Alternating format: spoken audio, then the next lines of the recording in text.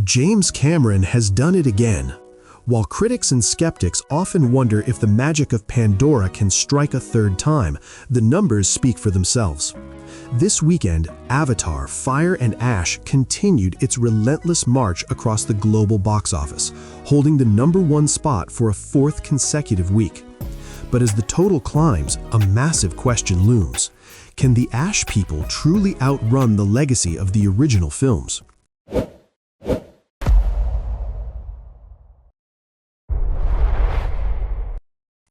Since its late 2025 release, Fire and Ash has carried the heavy burden of being the third chapter in the most successful franchise in cinematic history.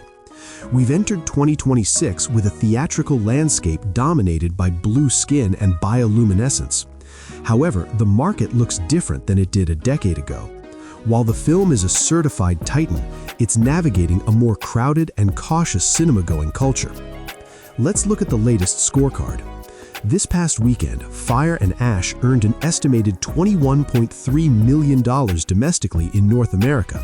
That brings its US total to $342.6 million.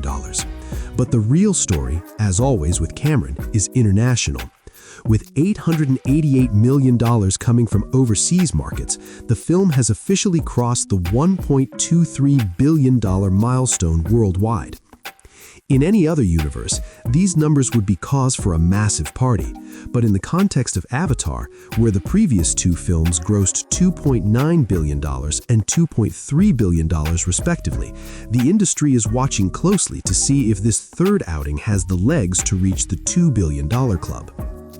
It wasn't a solo race this weekend, though. Paramount's new horror entry, Primate, swung into second place with a solid $11.3 million opening. Meanwhile, Lionsgate is celebrating a sleeper hit with The Housemaid. This psychological thriller is proving that mid-budget films still have a place in the theater as it nears the $200 million mark globally. And we can't forget Disney's other powerhouse, Zootopia 2, which is currently sitting on a mountain of $1.65 billion, proving that family animation remains the ultimate box office goldmine.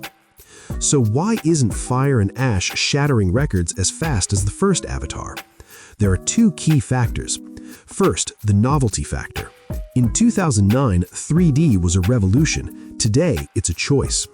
Second, the 2026 market is more fragmented.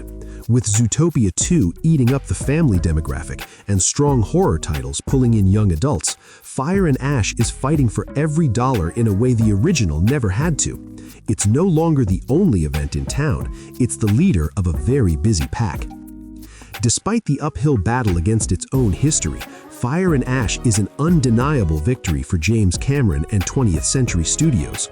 It has solidified 2026 as a year of theatrical recovery. As the film continues its run, we'll be watching the daily holds to see if the Ash people have enough fire left to reach the top tier of the all-time charts. What do you think? Is Avatar 3 living up to the hype, or are you feeling Pandora fatigue? Let us know in the comments below.